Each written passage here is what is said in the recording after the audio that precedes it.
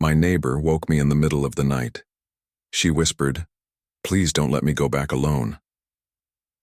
Tyler worked nights as a security guard at an empty office building downtown, and came home every morning just as the sun rose over the city, and he would see his upstairs neighbor Kira leaving for her own job at some research company. She never talked much about, and they would exchange polite smiles and brief greetings, but nothing more than that, because she seemed private, and he respected that boundary between neighbors who share the same old apartment building. 6 months passed this way until everything changed on a cold October night, when Tyler returned home at 3 in the morning after a quiet shift and climbed the stairs to his third-floor apartment and noticed Kira's door was open just a crack with darkness inside and no sound coming from within. And he almost walked past, but something felt wrong in a way he could not explain. So he paused and listened and heard nothing, which somehow felt worse than hearing something. He knocked gently and called her name and waited. And when no response came, he pushed the door open slowly and saw her apartment looked normal, except all her lights were off, and her furniture seemed untouched, but there was a strange smell in the air like ozone after lightning strikes. And then he heard a sound from her bedroom, like someone breathing hard and trying not to make noise. Tyler called out again and said he was coming in to check if she was okay. And he walked through her living room and pushed open the bedroom door and found Kira sitting on the floor against her bed, clutching her left arm, and when she looked up at him, her eyes reflected light, like an animal's eyes, dew and darkness, and she said in a shaking voice that she needed help and could not stay here tonight.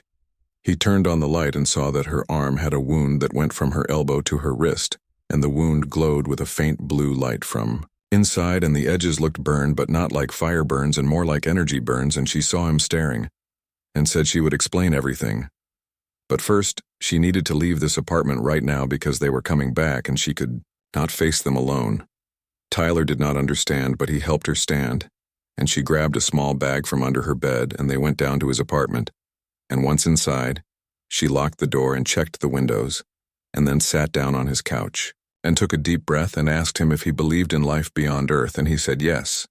because the universe was too big for humans to be alone. And she nodded and said that was good,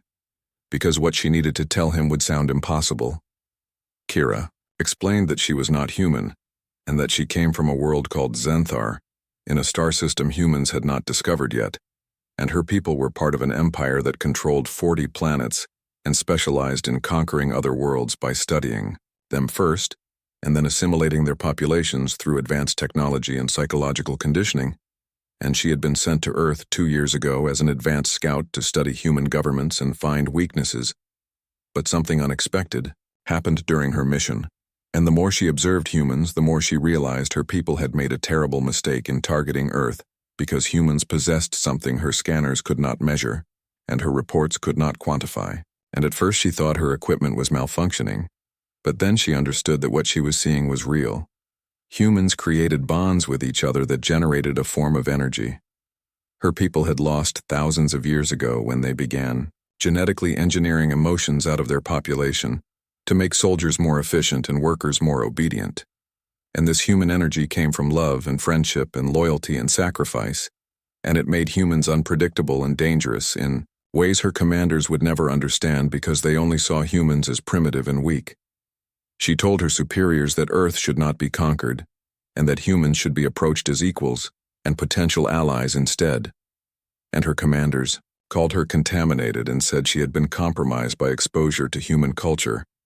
and they ordered her to return home immediately for reconditioning, which was a polite word for having her memories erased, and her personality restructured. Kira refused and sent a message to underground resistance groups within her own empire, who believed the old ways of conquest were wrong, and that the empire needed to change and evolve. And these rebels had been watching Earth too,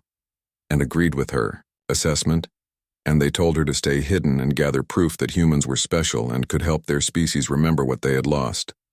But tonight, her former unit arrived in orbit and sent a retrieval team to her apartment, and they attacked her and tried to use a neural device to paralyze her mind, but she fought back and damaged their equipment and escaped. But one of them wounded her with an energy weapon before she got away, and now they were searching the building and would find her eventually unless she could finish her work. Tyler listened to all this, and part of him wanted to think she was delusional. But the glowing wound on her arm was real, and the fear in her eyes was real, and something deep in his gut told him she was telling the truth. And he asked what she needed to do and how he could help. She opened her bag and pulled out a small device covered in symbols he did not recognize, and said this was a quantum transmitter that could send a message across light, years instantly. And she needed to send proof to her rebel allies that humans had this special energy, and that it was not mythology or superstition, but measurable and real. The problem was that her equipment could only detect this energy when humans were under extreme stress or experiencing powerful emotions, and she had collected data over 2 years. But it was not enough to convince the rebel leadership because they needed overwhelming evidence, and her former unit had destroyed most of her research when they raided her apartment tonight. Tyler asked how they could get this proof, and Kira looked at him with strange intensity and said the energy was strongest when humans protected each other or sacrificed for each other, and that she had seen it in soldiers saving their friends and parents, defending their children and strangers, helping strangers during disasters, and the readings were always highest when a human chose to act against their own self-interest to help another person. She said her scanners were still working, and that if her former unit attacked them tonight and Tyler chose to protect her instead of running, then the scanner would record his energy signature, and that single reading combined with her 2 years of research would be enough proof because it would show a human willingly risking death for an alien he barely knew, which was something her people could never do, because they had engineered away the capacity for that kind of irrational loyalty. Tyler understood what she was asking, and he felt fear rise in his chest, but he also felt something else.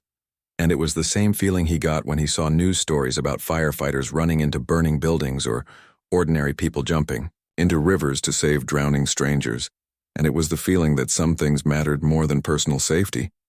He told her he would help and asked what they should do, and Kira said they needed to wait because her former unit would track her energy signature to this building within the hour, and when they came, Tyler needed to position himself between her and them and refuse to move,